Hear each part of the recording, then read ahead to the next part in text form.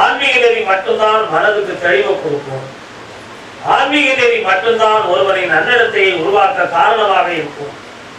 கடவுள் என்ற ஒரு சக்தியை மனிதன் கண்ணால பார்க்காமல் ஆயிரக்கணக்கான மக்கள் அல்ல கோடான கோடி ஜீவன்கள் கண்ணால பார்க்காம இருந்தாலும், ஆனா கடவுளுங்கிற ஒரு சக்தி இருக்கு என்ற பூர்ண நம்பிக்கையோடவே மனிதன் வாழ்ந்து கொண்டிருக்கிறார்.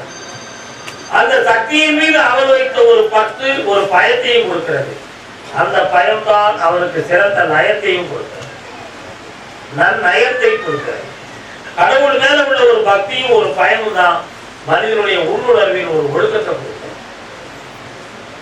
ஒரு சிறந்த நடத்தையை கொடுக்கும். அடுத்தவர்களுக்கு தீங்கு செஞ்சிடக்கூடாது. மனிதன் பார்க்கவில்லை என்றாலும் இறை சக்தி பார்த்து கொண்டிருக்கிறது என்ற தூய்மைக்கு வந்து விட்டார் என்றால் அவன் தீய வழியில் செல்லாது இருப்பான் என்பது நன்மை. அதுக்கு ஆன்மீகம் பயன்படுகிறது. சரி, இப்ப யாரை பார்த்தாலும் யாரை நினைத்தாலுமே மனது அமைதியில்லாம போதுன்னு ஒரு முடிவுக்கு வந்துட்டோமே.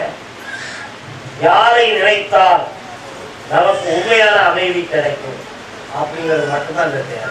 கடவுளுங்கிற ஒரு இறை சக்தியை நினைத்து உணர்ந்து பிரார்த்தனை செய்தால் மட்டும்தான் நமக்கு உள்ளத்துல ஒரு நிலையான அமைதி. அந்த நிலையான அமைதி கூட ஒருவருக்கு கிடைக்கவில்லை இறை பக்தியில்.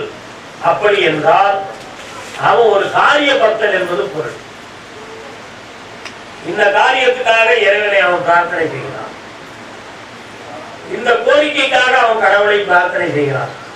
அந்த பிரார்த்தனைகள் தடுமாற்றமும் தடைகளும் காலதாமதம் ஆகிற பொழுது கடவுளையே எதிரியாகவும் நினைப்பான் மனிதன். கடவுள் மீது கொண்ட நம்பிக்கையில் இருந்து அவன் விடுதலை ஆகுவான். இறைவன் மீது கொண்ட பற்றில் இருந்து அவன் பகையாகுவான். என்ன கடவுள் யாருக்கு மட்டும் என்னத்தை கண்டோம், நடக்கிறது நடக்கட்டும் என்ற விரக்தி மனப்பான்மைக்கு வருகிறான். ஆக அப்ப இந்த இறைவனை பிரார்த்தனை கொள்ளுகிற பொழுது கூட அவனுக்கு அமைதி கிடைக்கவில்லையே. அப்ப அவன் மனதை எப்படி வைத்துக் கொள்ள வேண்டும்? இதெல்லாம் ரொம்ப முக்கியமானது. கடவுள்கிட்ட கூட நீ எந்த எதிர்பார்ப்புகளும் வைக்காதே. கடவுள்கிட்ட கூட நீ எந்த எதிர்பார்ப்பும் வைக்காத.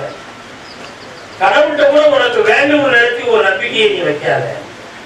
கடவுள்கிட்ட கூட இந்த காரியத்தை நீ நடத்தி கொடு என்று சொல்லி நீ கேட்காத.